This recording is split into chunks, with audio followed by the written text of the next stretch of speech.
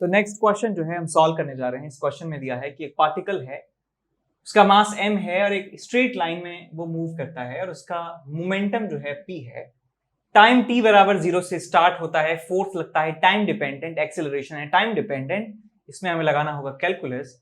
So x in the same direction on the moving particle during the time interval t, तो momentum change होता है p से 3p। तो आपको बताना है कि कैपिटल T की वैल्यू कितनी है। तो यहाँ पे फोर्स दिया है आपको, लीनियर मोमेंटम दिया है, आप समझ गए, न्यूटन भी समझ गए। कौन सा फॉर्मूला लगाना है? न्यूटन सेकंड लॉ लगाना है। F is equal to dp/dt। F दिया है कितना? kt। दोनों को अलग अलग कर दो, kt dt इंटीग्रेट कर दो, p से लेके 3p, 0 से लेके कैपिटल T। तो यहाँ से मिल जाएगा 2p is equal to kt²/2। तो यहाँ से आपको मिल जाएगा 4p/k का अंडर रूट। तो ये बहुत ही सिंपल सा सवाल था। आगे चलते हैं क्वेश्चन नंबर 10 की तरफ। इसमें दिया है कि एक पार्टिकल है जिसका मास m है, उसके ऊपर फोर्स लगाया जाता है और वो फोर्स इस तरीके से वेरी करता है, जो अजीब सा एक्सप्रेशन है। If the law is to be tested experimentally by the observing the motion starting from rest, then the best way is to plot. तो कौन सा ग्राफ हमें बनाएं जिससे एक्सपेरिमेंटल वेरिफिकेशन इसका किया जा सके? तो ग्राफ वो बनाएंगे जो बन जाएगा, ग्राफ वो बनाएंगे जो आसानी से बन जाएगा। तो हमें सब चारों ऑप्शंस में वेलोसिटी वेलोसिटी वेलोसिटी के अगेंस्ट कुछ दिया है, वेलोसिटी या ln ऑफ वेलोसिटी। तो यहाँ पे वेलोसिटी कैलकुलेट कर लेते हैं। कैसे करेंगे? तो फोर्स को लिख सकता हूं मैं मास इनटू एक्सीलरेशन। तो मास इनटू dv/dt से लिखा जा सकता है is equal to r/t² into v as a function of time. तो यहां से आपको ये मिल जाएगा कि dv divided by v as a function of time is equals to r/t² mt², ये मिल जाएगा dt आपके पास। ठीक, इसको और सजा के लिखेंगे तो r/m इंटू dt/t²। इंटीग्रेट कर दीजिए इनको बिना लिमिट्स के। तो यहाँ पे आपको मिल जाएगा ln of v as a function of time is equals to, यहाँ मिलेगा r/m 1/t² का इंटीग्रेशन करेंगे तो ये t⁻⁻2 है, t⁻⁻2 है। तो इसका इंटीग्रेशन होगा -2 + 1/-2 + 1। तो ये -1/t बन जाएगा। तो -r/m into 1/t plus some integration का कांस्टेंट के। तो ये एक्सप्रेशन हमें मिल जाता है। तो चेक करिए क्या ln वेलोसिटी और 1/t के साथ में कोई ग्राफ बनवा रहा है क्या? So ln v as a function of time versus 1/t। तो एक स्ट्रेट लाइन आपको मिल जाएगी और वहां से आप इसका एक्सपेरिमेंटल वेरिफिकेशन कर सकते हैं, ऑब्जर्व कर सकते हैं, उसको टेस्ट कर सकते हैं। ठीक है, तो हमारा ए ऑप्शन सही हो जाएगा। ठीक, आगे चलते हैं क्वेश्चन नंबर 11 की तरफ। इसमें दिया है कि हमारे पास एक फोर्स है टाइम डिपेंडेंट ऑफ कोर्स, और हमें बताना है कि वेलोसिटी और टाइम का ग्राफ कौन सा सही होगा। ठीक, तो इस क्वेश्चन में आप जानते हैं कि ऑब्वियस सी बात है, क्या करना है, हमें इस फोर्स की सहायता से वेलोसिटी निकालनी है। फोर्स बिकॉज वेरिएबल है तो एक्सेलरेशन भी वेरिएबल है, एक्सेलरेशन वेरिएबल है तो कैलकुलस का इस्तेमाल करना होगा। तो मैं लिख सकता हूं इसको m into dv/dt is equals to f0 into e⁻⁻bt।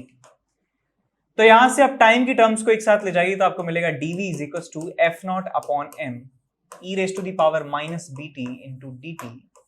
Initial velocity 0 है, टाइम 0 है, टाइम t है, वेलोसिटी v है। v is equals to f0/mb minus में e⁻⁻bt आपको मिलेगा। 0 से स्मॉल t जो है आप लिमिट लगाएंगे तो यहाँ पे आपको मिलेगा e⁻⁻bt -1 और यहाँ मिलेगा -f0/mb। माइनस साइन को अंदर ले जाइए, आपको मिलता है f0/mb और यहाँ मिलेगा आपको 1 e⁻⁻bt। ठीक, आपको वेलोसिटी नहीं, आपको स्पीड पूछा है तो दोनों तरफ जो है आप मॉड लगा दीजिए। तो ये स्पीड आपसे पूछा जा रहा है, तो हमें ऑप्शन चूज करना है कि कौन सा ऑप्शन सही होगा, कौन सा ऑप्शन सही होगा इन चारों में से। ठीक, आपको ग्राफ का ट्रांसफॉर्मेशन आना चाहिए अब तक, तो आपको एक ग्राफ बनाना आना चाहिए। आपको e⁻x का ग्राफ आता है, e⁻x का ग्राफ होता है कुछ इस तरीके से। e⁻−x कर दूंगा तो ग्राफ कैसा हो जाएगा? बोलो बोलो बोलो, इस तरीके से ग्राफ हो जाएगा।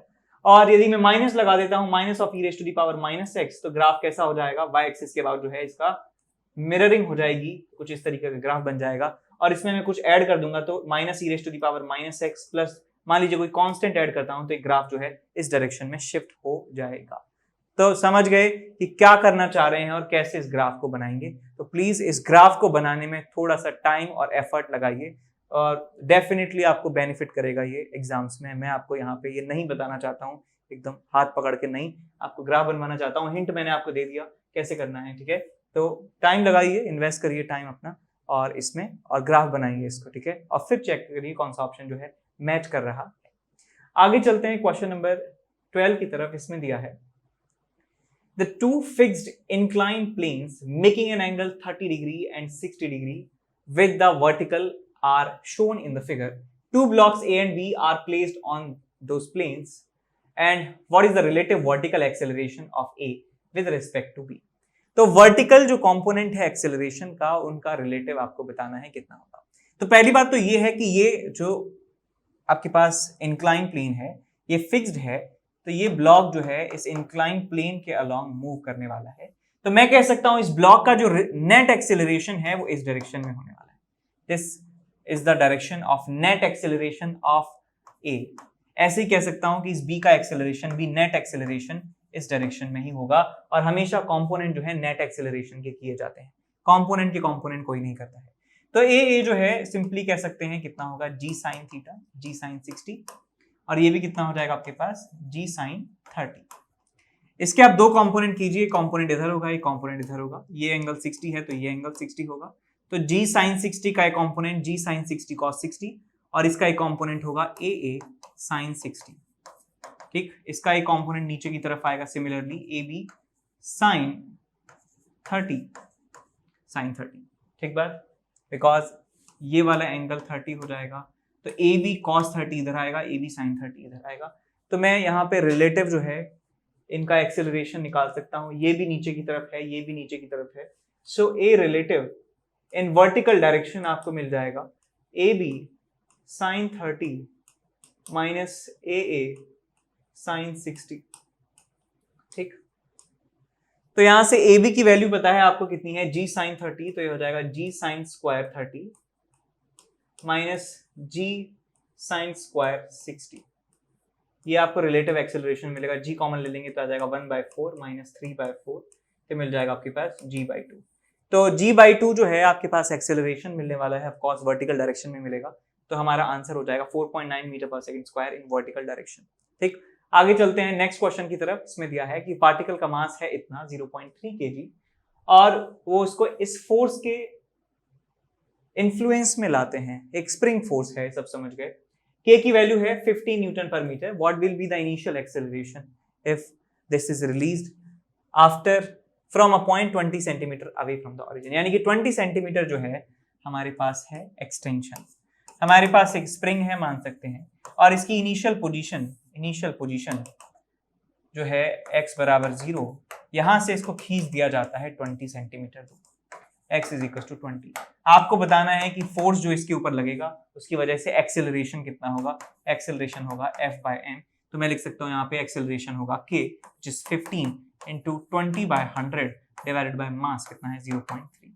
तो ये एक्सेलरेशन आपको मिल जाएगा। बहुत ही ज्यादा सवाल आसान था। आगे चलते हैं क्वेश्चन नंबर 14 की तरफ। इसमें दिया है कि ब्लॉक एक फ्रिक्शनलेस इंक्लाइन सरफेस पर रखा है, यहाँ कोई भी फ्रिक्शन नहीं है, म्यू इज इक्वल टू 0 है। आपको बताना है कि incline is given the acceleration to keep the block stationary. यानी कि हम चाहते हैं कि ये दोनों जो हैं इनके बीच में कोई बाउंडेशन नहीं है, लेकिन साथ साथ चलें, लेकिन बाउंडेशन नहीं रखना चाहते हैं। हम इन दोनों के बीच में इनको चिपकाना नहीं चाहते हैं, इनके बीच में फ्रिक्शन भी नहीं रखना चाहते हैं। हम चाहते हैं कि दोनों साथ साथ चलें। तो क्या करना होगा, तो जब भी हमारे सिस्टम में 2 या 2 से ज्यादा ऑब्जेक्ट हों, प्रेफरेबली 2 तो आसान रहेगा, तो हम यूज करते हैं सूडो फोर्स का। हम यूज करते हैं किसी एक ऑब्जेक्ट के रेस्पेक्ट में सारी बातों को हम ऑब्जर्व करते हैं। तो हमारे पास ब्लॉक है, ये है, दोनों ही क्या कर रहे हैं, मूव कर रहे हैं। तो मैं थोड़ी सी बातें कर लेता हूं with respect to incline plane. तो विद रेस्पेक्ट टू इंक्लाइन जब बात करते हैं तो इंक्लाइन के रेस्पेक्ट में बात करने का मतलब है, 3-4 बार बोल दिया एक बार, कि एक एक्सेलरेटेड फ्रेम है, ये एक एक्सेलरेटेड ऑब्जेक्ट है। और जब एक्सेलरेटेड ऑब्जेक्ट के ऊपर बैठकर हम देखते हैं, एक्सेलरेटेड ऑब्जेक्ट के रेस्पेक्ट में जब हम देखते हैं, तो हमें एक सूडो फोर्स का इस्तेमाल करना होता है, जिससे हम न्यूटन्स लॉ ऑफ मोशन जो है इस्तेमाल कर पाए। तो मैं इस ब्लॉक की बात करूं with respect to incline plane बात कर रहा हूं, तो मुझे एक सूडो फोर्स इसके ऊपर लगाना होगा, तो इसके ऊपर सूडो फोर्स लगेगा इस डायरेक्शन में, that will be m into acceleration a। इसके ऊपर और कौन सा फोर्स लग रहा है, नीचे लग रहा है mg के बराबर। तो यहाँ पे इनके कंपोनेंट कर सकते हैं कि एंगल अल्फा है तो ये हो जाएगा आपके पास mg sin अल्फा और ये हो जाएगा आपके पास ma cos अल्फा। तो यहाँ पे मैं कह सकता हूं यदि इस ब्लॉक का मूवमेंट यदि रोकना है, ऑफ कोर्स ब्लॉक का मूवमेंट इस डायरेक्शन में ही होगा इस सेटिंग में, तो इस डायरेक्शन में सारे फोर्सेस को इक्वेट कर दीजिए। तो मैं कह सकता हूं mg sin अल्फा जो है ma cos अल्फा के बराबर है। So ma sin alpha mg sin alpha is equal to ma cos alpha, तो यहां से मिल जाएगा g tan alpha is equal to a। So acceleration की वैल्यू मिल जाएगी g tan अल्फा, तो सी ऑप्शन आपका सही हो जाएगा। आगे चलते हैं क्वेश्चन नंबर 15 की तरफ। इसमें दिया है कि एक मास है 10 kg का, उसको सस्पेंड किया जाता है vertically by a rope from the roof. अच्छा, यानी कि एक रूफ है, रूफ छत है, तो छत पे एक वर्टिकल डायरेक्शन में एक 10 किलो का मास रखा हुआ है। आप क्या कहते हैं, when a horizontal force is applied on the rope at some point. मान लीजिए किसी इंस्टेंट पर इस रोप के ऊपर हॉरिजॉन्टल फोर्स लगाते हैं, या कह सकते हैं इस पूरी रूफ के ऊपर जो है हम फोर्स लगा रहे हैं, रूफ को मूव करा रहे हैं, रूफ को मूव करा रहे हैं। तो एक गाड़ी मान लो भाई, इसको क्यों इतना अत्याचार कर रहे हो, एक गाड़ी है, गाड़ी की छत है, छत से ये पेंडुलम लटक रहा है, गाड़ी को एक्सेलरेट करा रहे हैं, गाड़ी पे फोर्स लगा रहे हैं F के बराबर। तो रोप जो है डेविएट हो जाती है, अब ये रोप जो है डेविएट हो जाती है 45 डिग्री एंगल पर। तो आपको बताना है कि कितना फोर्स लगा रखा होगा। तो भाई ये सिचुएशन है, यहाँ पे इक्विलिब्रियम की कंडीशन लगा दीजिए, यहाँ टेंशन T है, ये 45 है, तो ये कितना हो जाएगा T/√2, ये कितना हो जाएगा T/√2, ये कितना हो जाएगा आपके पास mg। सारे फोर्सेस को क्या कीजिए, बराबर कर दीजिए, और यहाँ पे T/√2 जो है T/√2, तो मैं लिख सकता हूँ हॉरिजॉन्टल डायरेक्शन में फोर्स है T/√2 is equals to mass कितना है 10 इंटू एक्सेलरेशन कितना है F/m, यानी कि 10। तो 10 से 10 गया, मैं कह सकता हूं यहां से F की वैल्यू कितनी आ जाती है T/√2। बिकॉज जब हम इस गाड़ी को एक्सेलरेट करेंगे एक्सेलरेशन A से, तो ये पेंडुलम भी एक्सेलरेट हो रहा होगा, हर एक पार्ट इस गाड़ी का एक्सेलरेट हो रहा होगा, बिकॉज ये छत से बंधी हुई है। तो ये एक्सेलरेशन A से जाएगा, तो ये भी एक्सेलरेशन A से जाना पड़ेगा। तो मैंने हॉरिजॉन्टल डायरेक्शन में जो फोर्स है T cos 45 उसे बराबर कर दिया है मास इनटू एक्सेलरेशन के। तो यहां से आता है F is equal to T/√2। अब वर्टिकल डायरेक्शन में जो फोर्सेस हैं उनको आप बैलेंस कर सकते हैं, बिकॉज इक्विलिब्रियम की कंडीशन है वर्टिकल डायरेक्शन में। तो यहां से T/√2 को mg के बराबर कर देंगे। तो T/√2 is equal to mg, और T/√2 F के बराबर है, तो यही F की वैल्यू mg के बराबर आ जाएगी। तो F की वैल्यू mg के बराबर आ जाएगी, तो हमारा आंसर आ जाएगा 100। सो 100 is the answer, D option सही है। आगे चलते हैं नेक्स्ट क्वेश्चन नंबर 16 की तरफ। इसमें दिया है स्प्रिंग कंप्रेस्ड है और दो ब्लॉक की सहायता से उसे कंप्रेस किया है, और जब उसको छोड़ते हैं तो उनकी वेलोसिटीज v1 और v2 हैं। तो बताना है आपको कि ये रुकने से पहले कितना डिस्टेंस ट्रेवल कर रहे होंगे। तो ये सवाल वैसे है सेंटर ऑफ मास का, लेकिन देखिए सिचुएशन कैसी है। सवाल थोड़ा सा कंफ्यूजिंग है कि भाई हमने इनको छोड़ा है तो ये रेस्ट से स्टार्ट करनी चाहिए, वेलोसिटी v1 v2 से कैसे स्टार्ट कर रहे हैं। तो सिचुएशन कुछ ऐसी है कि पहले हमने दो ब्लॉक्स को लिया है, ये m1 है और ये m2 है, ये रेस्ट में है अभी, इनको दिया जाता है छोड़, इनको छोड़ दिया जाता है। तो क्या होगा कि still while being still in the compressed state they move with the velocity v2 and v1। ये वेलोसिटी v1 और v2 से मूव करते हैं, अभी भी कुछ ना कुछ कंप्रेशन है, और इसको इसने इनिशियल इंस्टेंट नाम दिया है हमारे क्वेश्चन ने। यहां से काउंट डाउन करना स्टार्ट किया है, t बराबर 0 इस मूवमेंट को माना है इसने। अब इसने पूछा है हमारे क्वेश्चन ने कि बताइए कितनी दूरी पर जाकर ये रुकने वाले हैं, ये कितनी दूरी पर आके रुकने वाले हैं, ये क्वेश्चन में आपसे पूछा गया है। ये रेस्ट पे आ जाए और ये भी रेस्ट पे आ जाए एक साथ। तो यहां पे देखिए कि जब इस पूरे सिस्टम की बात करें, सिस्टम पर हॉरिजॉन्टल डायरेक्शन में कोई भी एक्सटर्नल फोर्स नहीं है। यदि मैं इस पूरे ब्लॉक को एक सिस्टम मान लेता हूं, इससे पूरा एक सिस्टम मान लेता हूं, तो इस सिस्टम पर लगने वाला कोई भी एक्सटर्नल फोर्स नहीं है। F external is equal to 0। F external is equal to 0। यहां रेस्ट से इसको रिलीज किया था, पूरा सिस्टम इनिशियली रेस्ट पे था, पूरा सिस्टम इनिशियली रेस्ट पे था। कह सकते हैं कि फाइनली पूरा सिस्टम रेस्ट पे आ जाता है। इसका मतलब क्या है कि सेंटर ऑफ मास की जो वेलोसिटी है वो 0 रही होगी, बिकॉज कोई फोर्स नहीं है तो सेंटर ऑफ मास की वेलोसिटी तो जीरो कांस्टेंट रहनी है, और फाइनली यदि जीरो हो गई है इसका मतलब इनिशियल भी जीरो रही होगी, इसका मतलब ये कंडीशन इनिशियली रही होगी। यहां पे भी सेंटर ऑफ मास रेस्ट में है, यहां पे भी सेंटर ऑफ मास रेस्ट में, सेंटर ऑफ मास मूव ही नहीं किया है। सेंटर ऑफ मास मूव ही नहीं किया है तो मैं यहां पे लगा सकता हूं m1 delta x1 plus m2 delta x2 is equal to 0। तो m1 जो है उसने मूव किया है लेफ्ट डायरेक्शन में, तो मैं माइनस x1 लिख देता हूं, प्लस m2 जो है राइट डायरेक्शन में मूव किया है तो इसको प्लस x2 लिख देता हूं, इज इक्वल टू 0। यहां से आपको मिल जाता है m1 x1 is equal to m2 x2, और यहां से आपको मिल जाता है x1 by x2 is equal to m2 by m1। देख लेना जो भी पूछा है आपसे x1 by x2, x2 bye x1 जो है उसे बता सकते हैं कि x1 by x2 is equal to m2 by m1। ठीक, आगे चलते हैं नेक्स्ट क्वेश्चन की तरफ। नेक्स्ट क्वेश्चन में दिया है कि जब तीन फोर्सेस F1, F2, F3 किसी एक पर्टिकुलर पार्टिकल के ऊपर लगते हैं तो वो इक्विलिब्रियम में रहता है, रेस्ट में रहता है, यानी कि तीनों फोर्सेस का सम जो है 0 के बराबर है। क्वेश्चन में दिया हुआ है साफ साफ कि F1 vector plus F2 vector plus F3 vector is equal to 0। अब कहते हैं कि यदि F1 को रिमूव कर दिया जाता है तो बताइए एक्सेलरेशन कितना होगा। तो यहां से मैं लिख सकता हूं कि F2 vector plus F3 vector is equals to minus of F1 vector लिख सकते हैं। और आपसे पूछा गया है कि जब F1 को हटा दिया जाता है, F2 और F3 जब एक्ट करते हैं तो एक्सेलरेशन बताइए। तो एक्सेलरेशन कह सकता हूं कि total force divided by mass या total force divided by mass. Total force किसके बराबर है? माइनस F1 के। तो माइनस F1 बाय m के बराबर जो है एक्सेलरेशन उस पार्टिकल का होगा। मैग्नीट्यूड की बात करें तो F1 by m will be the magnitude of acceleration. आगे चलते हैं क्वेश्चन नंबर 18 की तरफ, जिसमें दिया है कि कोनिकल पेंडुलम है जिसकी लेंथ L मीटर के बराबर है। L मीटर है ये, ओके 1 मीटर है ये 45 डिग्री का एंगल बनाते हैं with respect to z axis and moves in xy plane. इस प्लेन में कोनिकल पेंडुलम जो है ये घूम रहा है ऐसे ऐसे। अब आपसे पूछा गया है स्पीड बतानी है, तो ये कैसा मोशन है बताइए?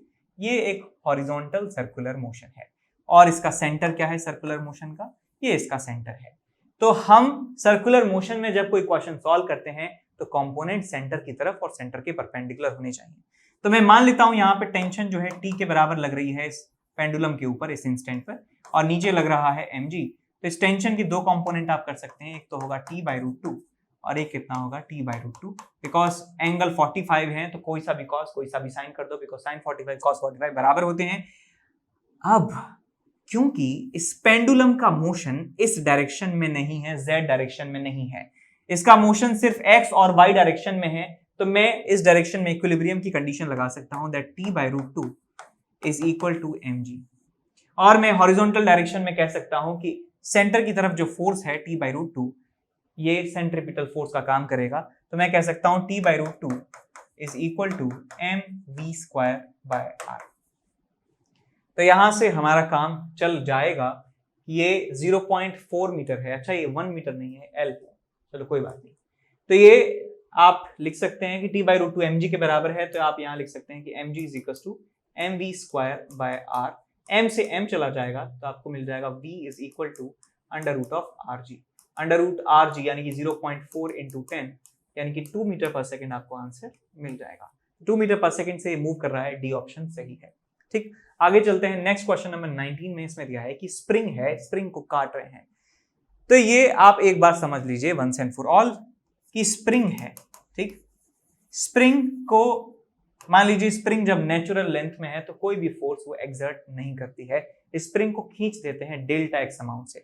मान लीजिए स्प्रिंग की लेंथ जो है वो L है initially, L0 is natural length, spring को खींच देते हैं, इसकी लेंथ बढ़ा देते हैं L0 प्लस डेल्टा L।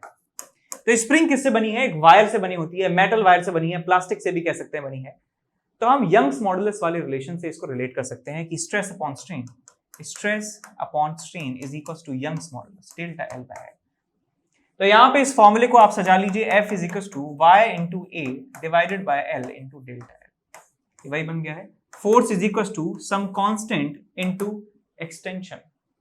तो आप जो आपके पास स्प्रिंग फोर्स का फॉर्मूला होता है F is equal to kx, आप इसे कंपेयर कर सकते हैं कि स्प्रिंग में जो फोर्स लगता है F is equal to kx, Hooke's law, वो ये वाला हुक्स लॉ है कि force F is equal to ya by L into delta L।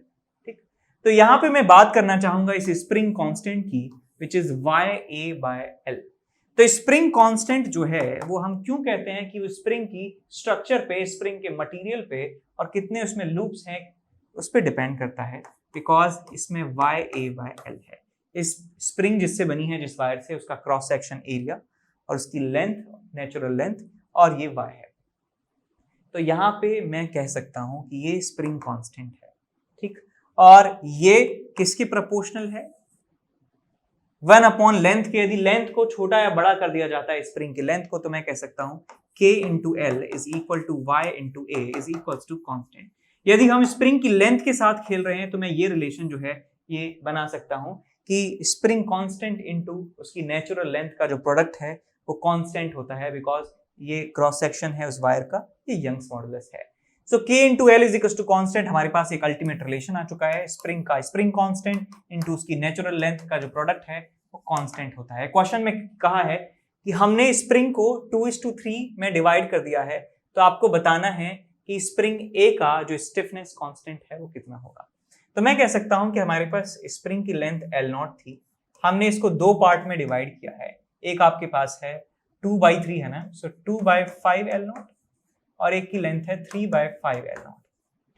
इसका स्प्रिंग कांस्टेंट मैं कह देता हूं K के बराबर है, इसका स्प्रिंग कांस्टेंट KA है, इसका स्प्रिंग कांस्टेंट KB है। तो मैं कह सकता हूं K into L is equals to K into L। तो यहां से लिख सकते हैं K into L0 is equals to KA into 2/5 into L0। तो यहां से L0 से L0 चला गया, आपके पास मिल गया 5K/2। तो ये आपके पास KA की वैल्यू आ जाती है 5K/2। यही हमारा आंसर होगा 5K/2, डी ऑप्शन, ठीक।